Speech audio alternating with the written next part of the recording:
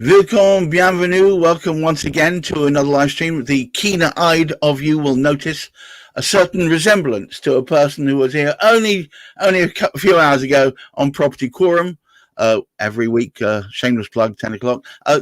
Today, I'm with Chris Gilsenan of Route Home, where we tend to talk about things property-related. In this particular case, we have a quite an interesting topic. Which is all about collaboration. Now, I've been banging on about collaboration for years, and there's enough room for everyone out there. But collaborating with other investors who have deals they want to sell, but no one to sell them to. Do you come across this a lot, Chris? I mean, I was in that position a long time ago. It's where we first started. So when we first started, maybe 15 plus years ago, we were constantly in and out the estate agents, finding deals, and then just hitting this wall all the time because we didn't have any money ourselves. We had a shit mindset around money, so didn't necessarily have the right, I guess, the lingo and the aptitude to go and close money for our own deals. And then we were in a position where we were like, well, what do we do with the deal?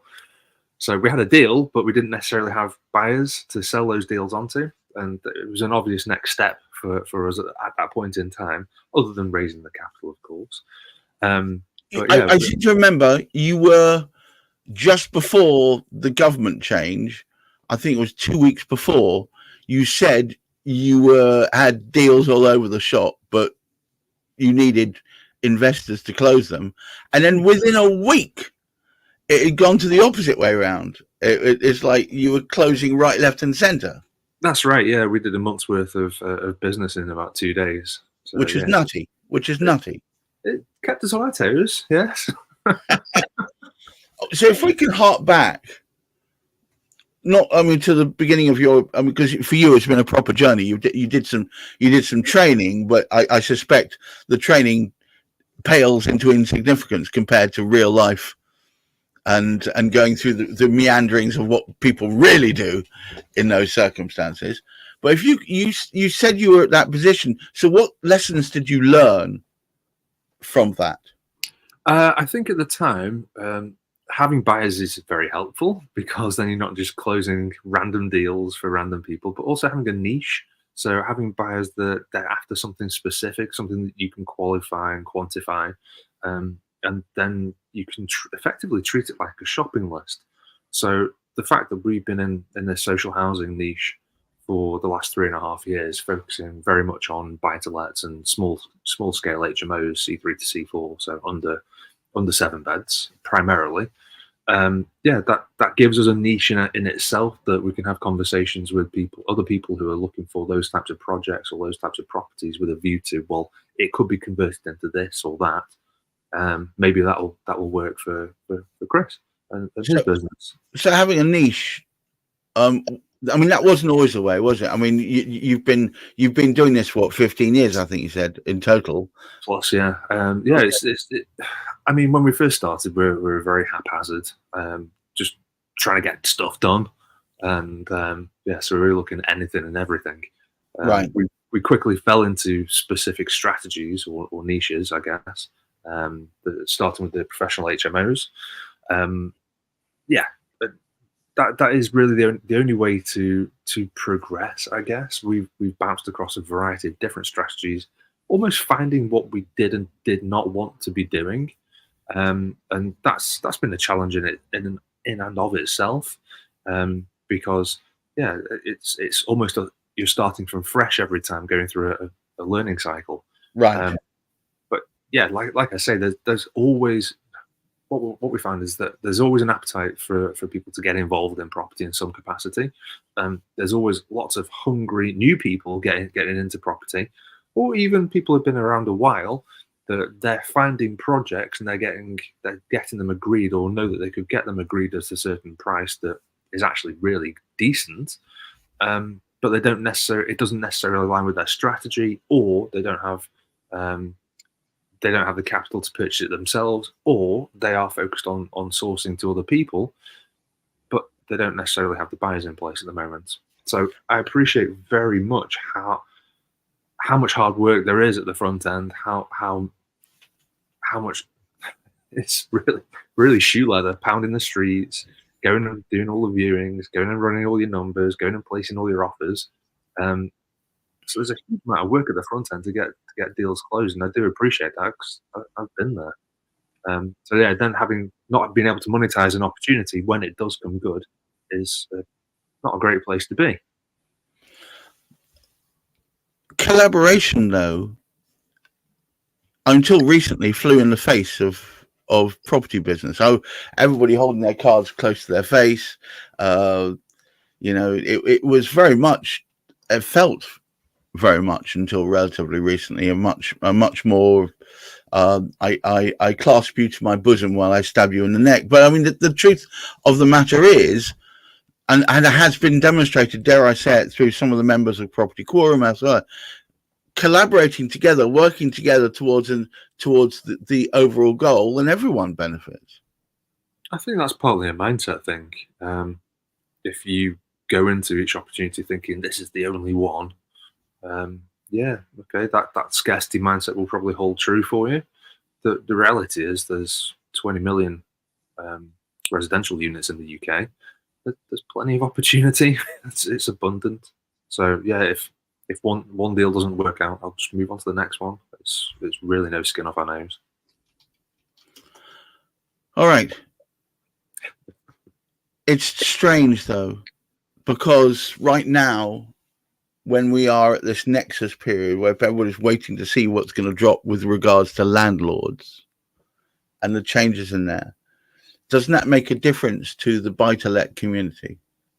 I think it does to a point. I think we spoke about this previously, that the people who are dabbling in it, who you may call it derogatory, but I would class them as the amateurs or the second incomers. I call them accidental landlords.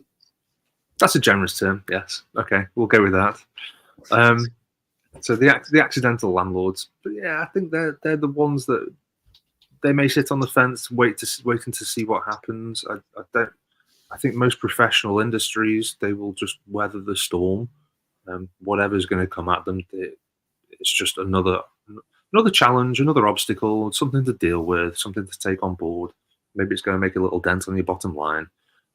Maybe it's some extra regulation or some extra part of your team that you need to incorporate. Right. And some extra processes. Yeah. The thing is, regulation is always going to change. It's always going to be adapted. We live in a very bureaucratic society. Ever more so. Yes, yeah, ever more so. I mean, let's face it. The Tories were all about removing all the checks and balances. Now we've got a government in that slowly, I think, wants to put some of those either back on or put new ones on.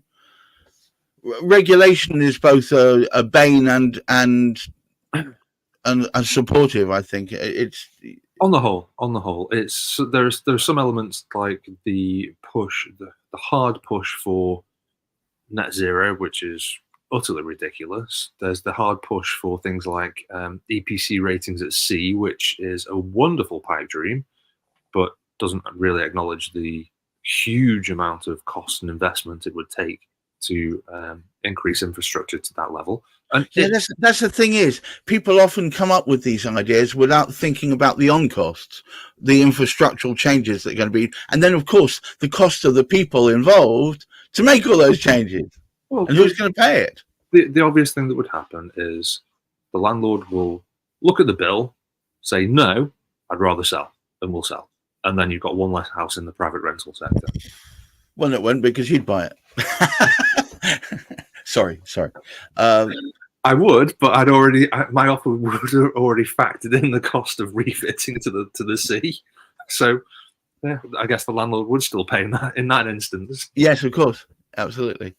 But I mean, it heartens me to see how well you guys are all working together, Hamish, you and Juliet, for instance, in that example. But yeah. It's a thing that we keep championing, which is localized, focused knowledge. And I would say the accidental landlord doesn't necessarily haven't got that kind of team behind them, and B, perhaps haven't got that being pleasant and kind about it. that yen to find out who are the best people for the job. They probably go to the nearest estate agent and say, who do you recommend will be the best lawyer, knowing full well they're going to be given a kickback for the right ones, you know? The thing is, Gareth, we've got a huge appetite to continue collaborating with different with good quality people. We're just looking for good quality people in different local areas. We have an appetite to continue rolling out stock in our social housing niche. We're really looking for ongoing relationships with other registered providers who they have a demand for property, but they don't want to buy, but they will offer a long-term lease for good quality stock. And we've already got collaboration partners in different parts of the country. One of our partners, for example, that will probably put from a standing start 100 grand onto their business this year, just from the work that we've been doing together. And yeah, we want more of that because it's a local person in that local area building relationships with a local registered provider who has a housing need. And we're just facilitating these transactions by bringing in some of our clients who they want to own property. They want the hands-off scenario of a long-term lease, but they also want to be operating in this social housing space. The same works for local contractors. Again, we've got projects in numerous parts of the Northwest, starting to expand onto the East Coast as well. And again, it's exactly the same. We want to be collaborating with local teams in local areas, and it is just win-win. We have a huge pipeline of transactions coming through. We need partners anyway. So yeah, we need suppliers across a whole range of different abilities to help us grow the business. So yeah, it's really important for us.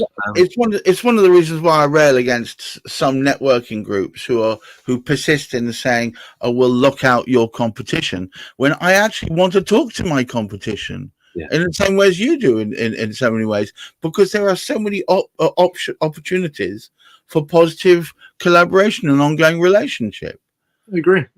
There's absolutely no chance that I'm going to go and track and acquire every project every other property investor is looking at. It just doesn't work like that. And actually, some of the best collaborations that I've had are actually coming out of networking events where all my competitors are in the same room. Yes, I think it's a very, I call it 1990s school of thought, where you keep all your cards close to your face and you don't share anything with anyone.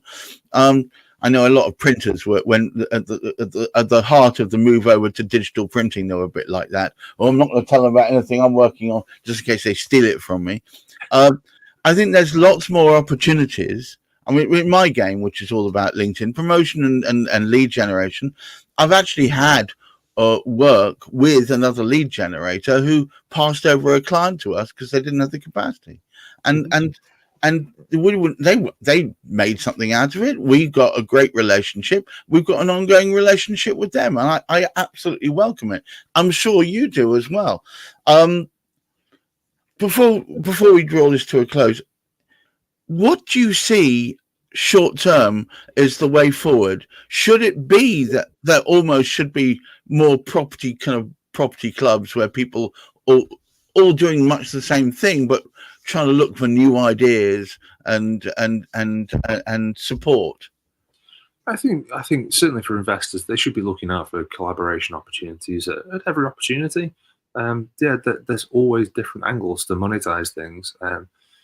The amount of deals I've left on the table over the years from not having the right connections is just mind-blowing. It's actually really frustrating if I did look back over it with a magnifying glass.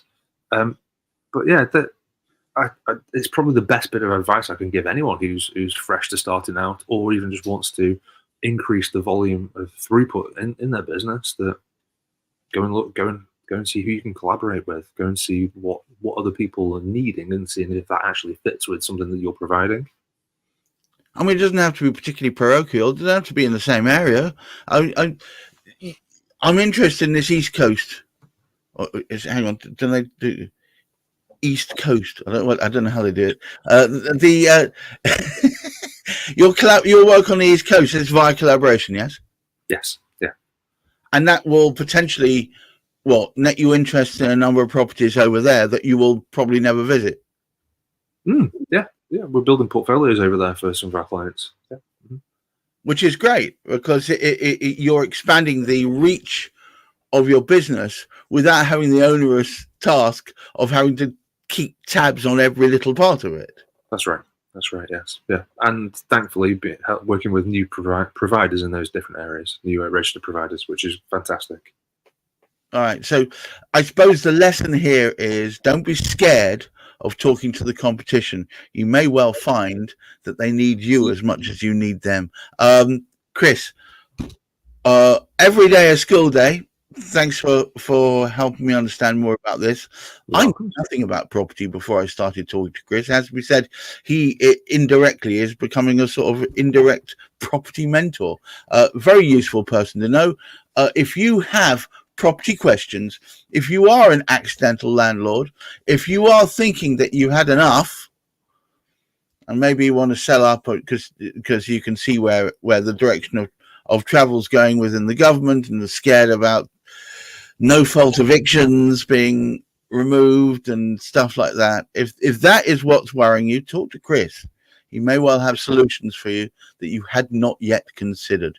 Chris Gilsenan of Root Home, thank you very much. Remember, guys out there, keep your feet on the ground, keep reaching for the stars, and try and look after that mental health. It's going to be a warm weekend. Wear sunscreen.